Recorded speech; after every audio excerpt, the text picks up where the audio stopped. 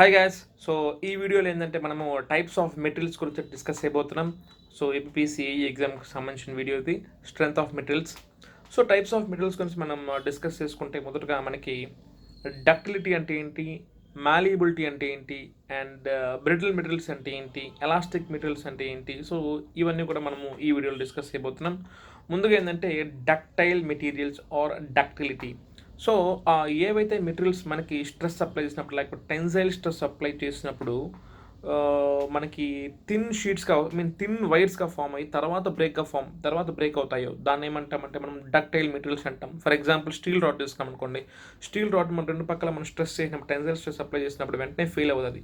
So అదేమవుతుందంటే బాగా సాగుతుంది. So it will expand అయ్యి బాగా థిన్ అయిపోద్ది. ఇంతలా ఉండేది వైర్ ఏమవుతుందంటే ఇంతలా ఉండేది బాగా థిన్ అయిపోయి తర్వాత ఫెయిల్ అయిపోద్ది అనమాట. సో ఇలా గ్రాడ్యువల్గా వచ్చే ఫెయిల్యూర్ని ఏమంటామంటే మనము డక్టైల్ మెటీరియల్స్ అంటాం.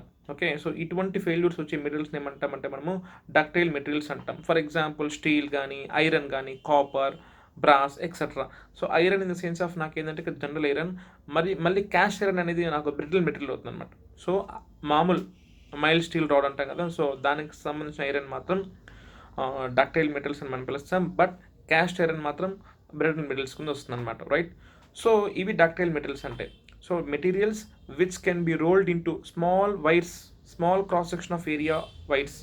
Okay, so under tensile stress.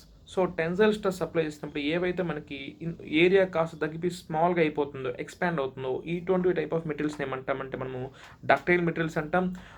వీటి యొక్క స్ట్రెంత్ చూసుకుంటే వీటికి అందరికన్నా ఎక్కువ అంటే ఏమవుతుందంటే టెన్సైల్ స్ట్రెంత్ అయితే ఎక్కువ ఉంటుంది, నెంబర్ 1.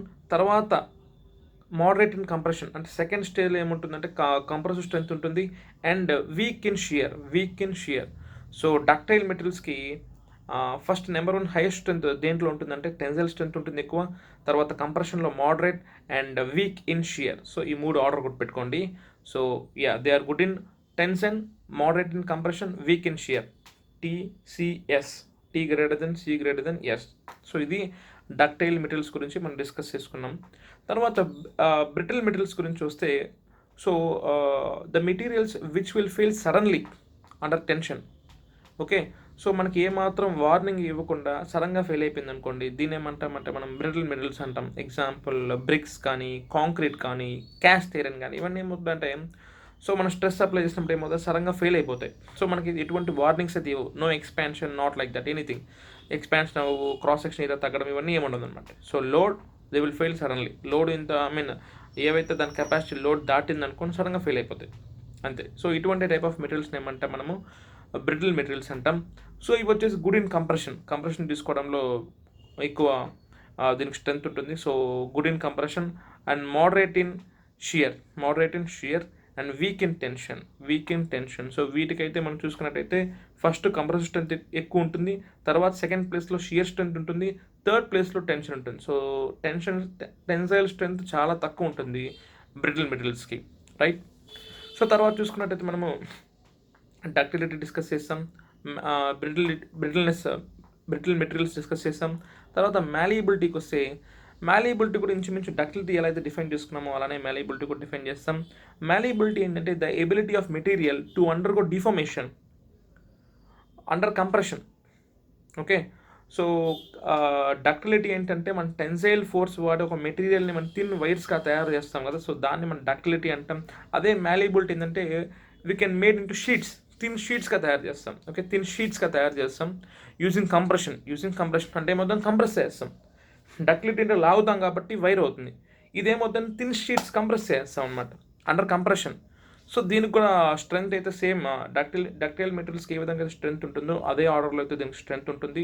సో అన్నిటికన్నా ఎక్కువ టెన్సైల్ స్ట్రెంత్ ఎక్కువ ఉంటుంది, తర్వాత మోడరేట్ ఇన్ కంప్రెషన్, తర్వాత weak in shear. So tension, compression, weak in shear, TCS.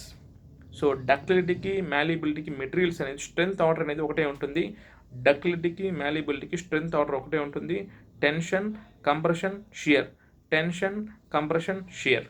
But డక్టిలిటీకి, మ్యాలియబిలిటీకి ఒకే డిఫరెన్స్ ఏంటంటే ఇక్కడ మెటీరియల్ అనేది థిన్ వైర్స్గా మనం తయారు చేసుకోవచ్చు యూజింగ్ టెన్షన్, ఇక్కడ మెటీరియల్ అనేది థిన్ రోల్డ్ షీట్స్గా మనం తయారు చేసుకోవచ్చు యూజింగ్ కంప్రెషన్ అనమాట. సో ఇక్కడ టెన్షన్లో టెస్ట్ చేస్తాం డక్టిలిటీ మెటీరియల్స్ అన్నట్టు కూడా మ్యాలియబిలిటీ మెటీరియల్స్ని కంప్రెషన్లో టెస్ట్ చేస్తాం, రైట్. సో ఇది కూడా సడన్ ఫెయిల్యూర్ అయితే రాదు. సో యా, సో ఇదనమాట మనకి ductile materials, brittle materials and మ్యాలిబిలిటీ, right. So తర్వాత మనకంటే ఎలాస్టిక్ మెటీరియల్స్, ప్లాస్టిక్ మెటీరియల్స్ తర్వాత వీడియోలో డిస్కస్ చేద్దాం. Thank you.